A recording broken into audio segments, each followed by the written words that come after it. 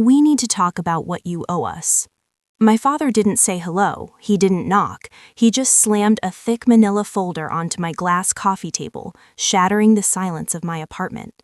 Behind him, my mother and sister stood in my entryway, looking at me, not with love, but with calculation. They had used an emergency key to break into my home, and the audacity in the room was so thick I could taste it. Before I tell you what was in that folder and why it made me physically sick, drop a comment and let me know where you're listening from and what time it is for you right now. I want to see how far this story travels. I didn't scream. I didn't ask how they got in. My phone was already in my hand. I opened my smart home app. Delete user, parents. Delete user, spare key. The lock on the door beeped softly, a digital confirmation that once they walked out of this apartment, they were never getting back in. It was a small sound, but it felt like a gavel dropping. "Open it," my mother said, her voice trembling with that specific pitch she used when she wanted to play the victim. "See what your selfishness actually costs." I flipped the folder open. It wasn't a lawsuit. Not yet. It was a spreadsheet. Rows and columns printed on crisp white paper, detailed down to the cent. The title made me blink. Cost of raising Kendall, years 0 to 18. I ran my finger down the list. Diapers, formula, a prorated share of the mortgage for my childhood bedroom, utilities, dental copays. There was even a line item for emotional labor and parenting time, billed at $20 an hour. At the bottom, a bold figure stared back at me, $500,000 plus interest. My name is Kendall. I'm 24 years old and I build brands for a living. I understand value. I understand leverage. And looking at that piece of paper, I understood exactly what I was to them. I wasn't a daughter. I was a portfolio. "You're successful now," my father said, his voice steady and reasonable, like he was discussing a merger rather than extortion. "You built this business on the foundation we provided: food, shelter, safety. That wasn't free, Kendall. It was an investment, and now that the asset has matured, it's time to pay dividends." I looked at him and suddenly the picture cleared. The anger didn't hit me hot, it hit me cold. They genuinely believed this. They didn't see themselves as thieves. They saw themselves as investors collecting an overdue return. Jenna was the high-risk stock that had crashed, the failed influencer, the drain on their resources. I was the hedge. I was the safe bet they had ignored for 2 decades, leaving me to grow quietly in the dark until I started paying out. They weren't ashamed of demanding $500,000 for doing the bare minimum required by law. They felt entitled to it. In their minds, my success wasn't mine. It was simply the return on investment they were owed for keeping me alive. "You want $500,000?" I said, my voice flat. "For raising me?" "It's fair," my mother said, wiping a dry eye. "We sacrificed so much. And look at you. You have so much more than you need. Why are you so greedy?" Jenna stepped forward, picking up a glass vase from my shelf and inspecting it with a sneer. "It's not just the money, Kendall. It's the equity. You used Mom's credit card when you were 16 to buy that first domain name. We checked the records. That makes this family property. We want 50% or we sue you for everything." I looked from the spreadsheet to my father's expectant face. They thought I would break. They thought I would write a check just to make the hurt stop. They forgot who they were talking to. "No," I said. My father's face turned a shade of purple I hadn't seen since I was a teenager. "Excuse me?" "No," I repeated, closing the folder. "I'm not paying you a dime, and get out of my house." My mother gasped. "We tried to be nice," she hissed, her mask of sadness slipping to reveal the venom underneath. "We tried to handle this like family. Now we do it the hard way." They stood there fuming in my entryway, and for a second I felt like I was 16 again, invisible, the spare part in the family machine. But then I looked around at my loft, the steel beams, the floor-to-ceiling windows overlooking the city rain, the business awards sitting quietly on my bookshelf, and the feeling vanished. I wasn't 16.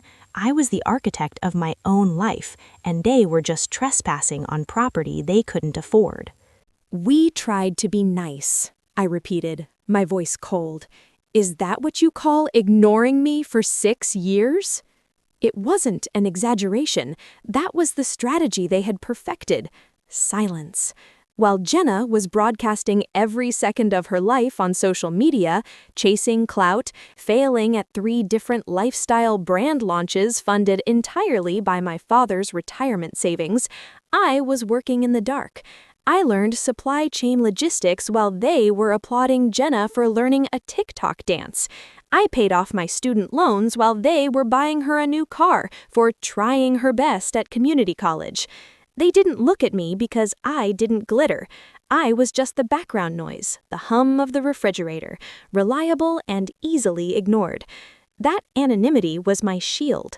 I built a 7-figure brand without them knowing it existed because I knew the second they saw value, they would try to extract it. And I was right. We saw the list. Jenna spat, her eyes darting around my apartment like she was appraising items for an estate sale. Forbes 30 under 30. That should have been me, Kendall. I'm the creative one. You stole my aesthetic. You stole my whole vibe. I almost laughed. I sell industrial home decor, Jenna.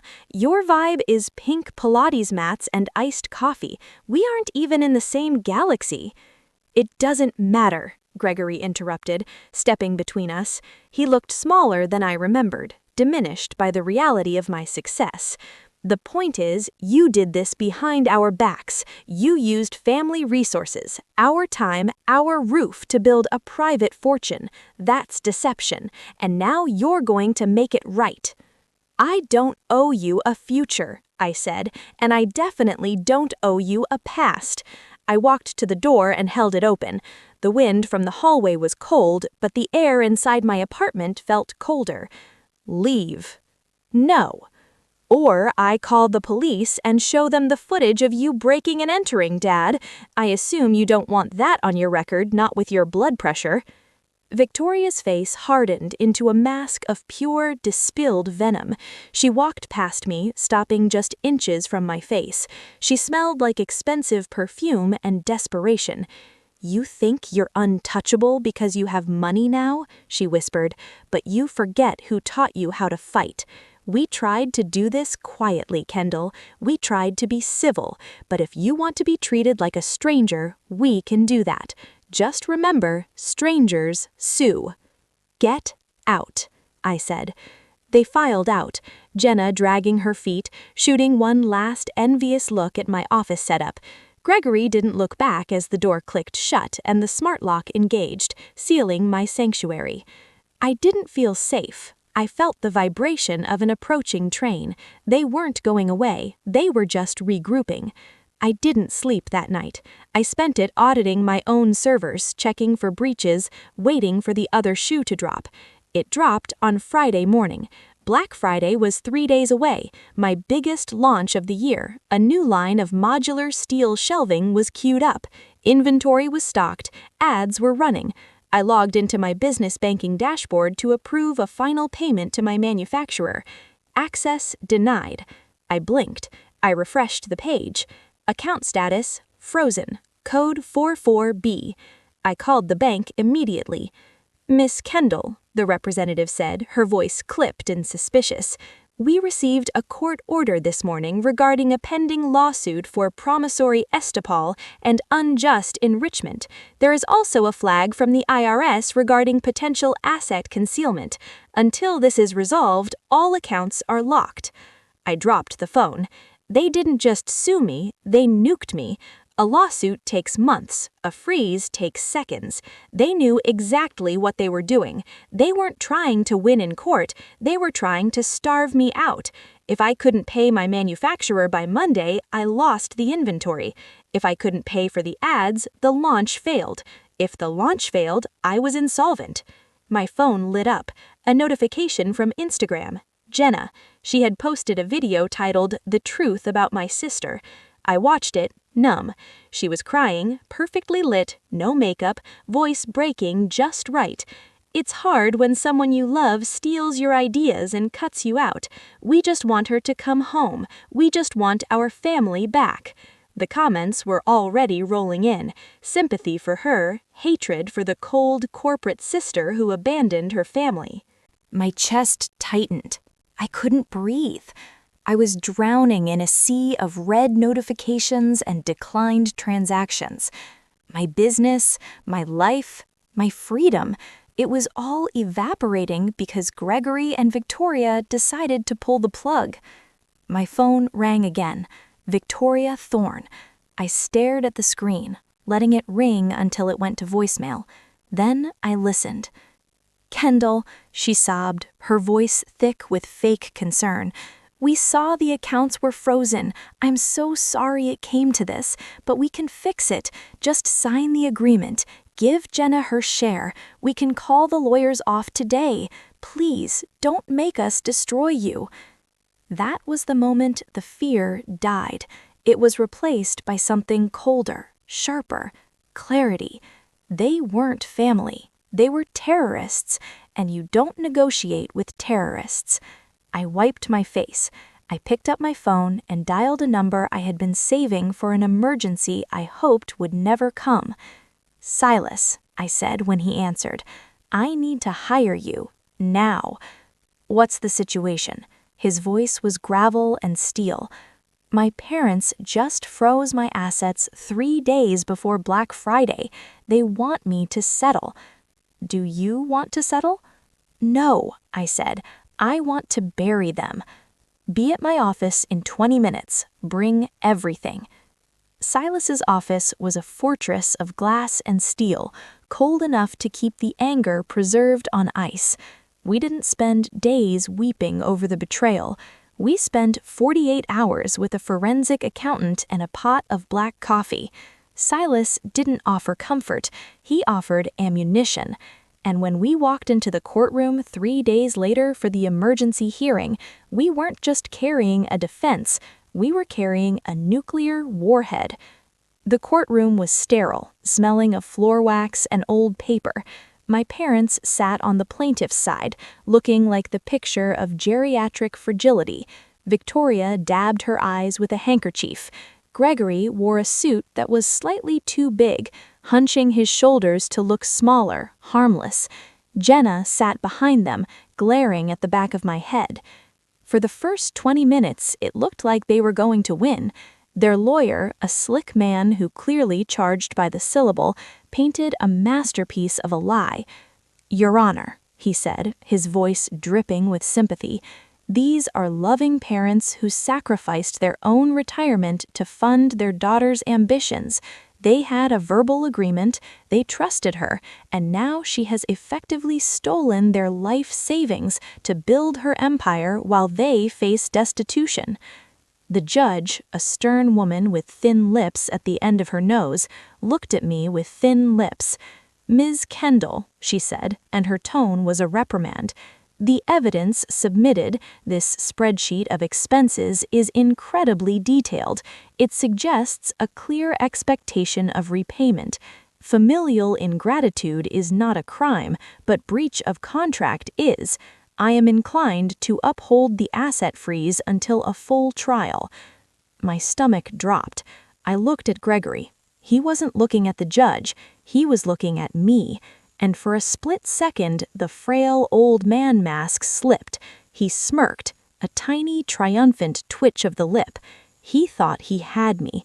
He thought the detail of his spreadsheet, the meticulous accounting of every dollar he spent on me, was his weapon.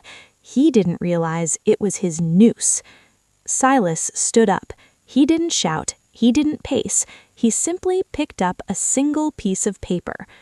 "Your Honor," Silas said, his voice cutting through the room like a scalpel, "we are not disputing the existence of the expenses. In fact, we are grateful the plaintiff was so thorough, because by submitting this document, Exhibit A, the cost of raising Kendall, Mr. Thorne has solved a different mystery entirely." Silas walked to the bench and handed over a file. If the plaintiff insists that this $500,000 was a business loan and fees for services rendered over 18 years, then these payments constitute taxable income.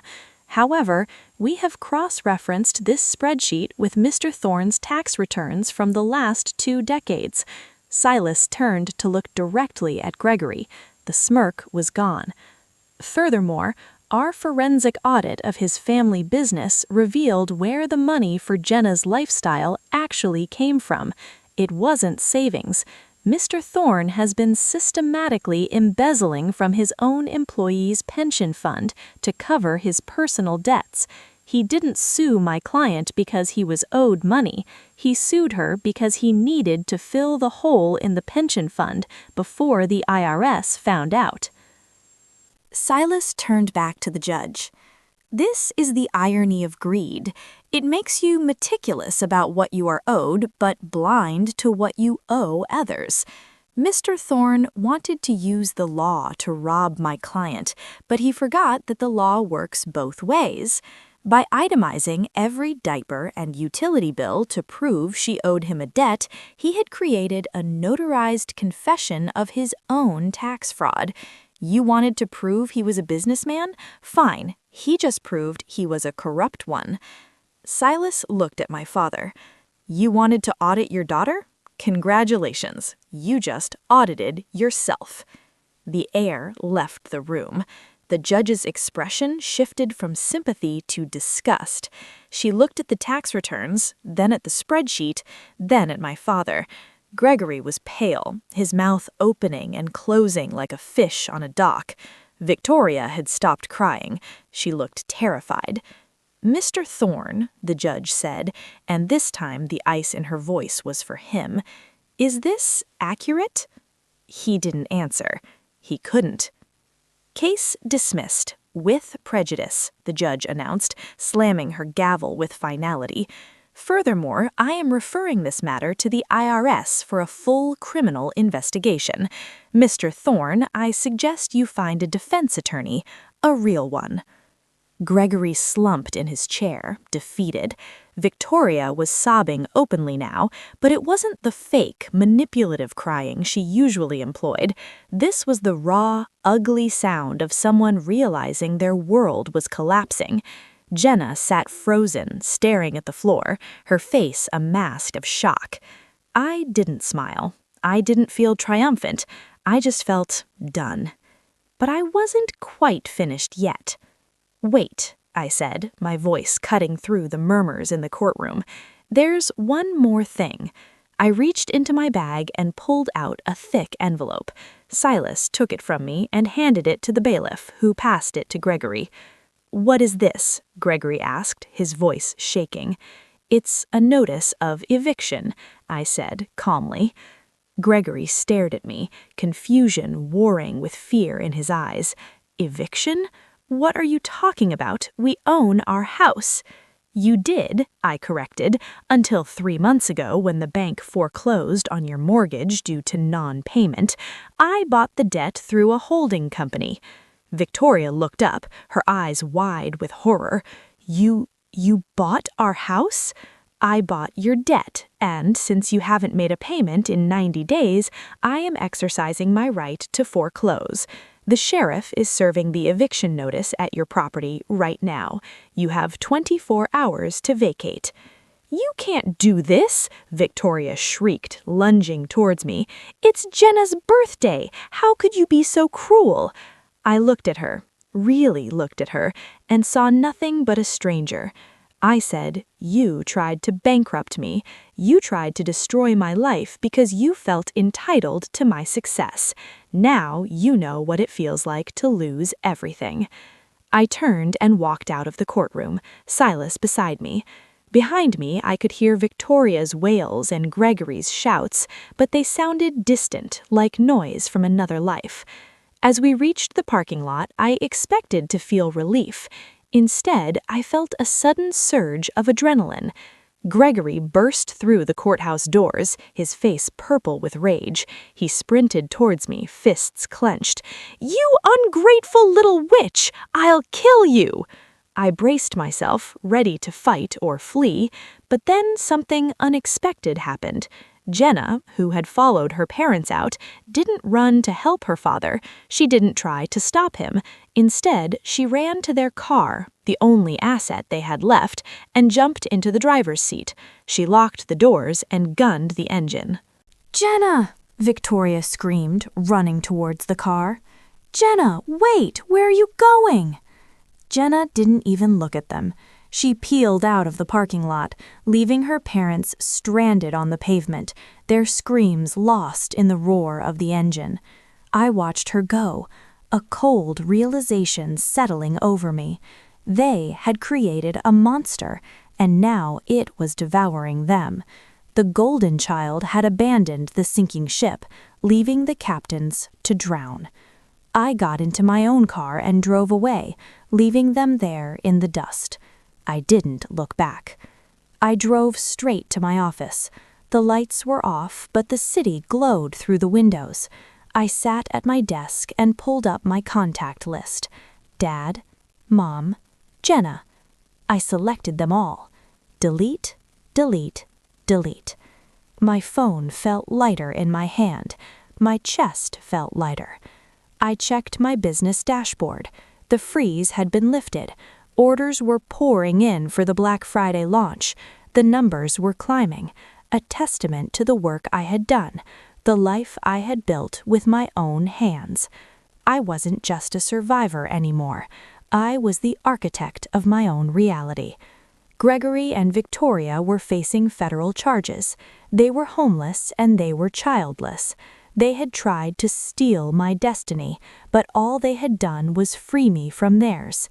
If you've ever had to build yourself from scratch because the people who were supposed to help you tried to tear you down, share this story. Let them know we're still standing.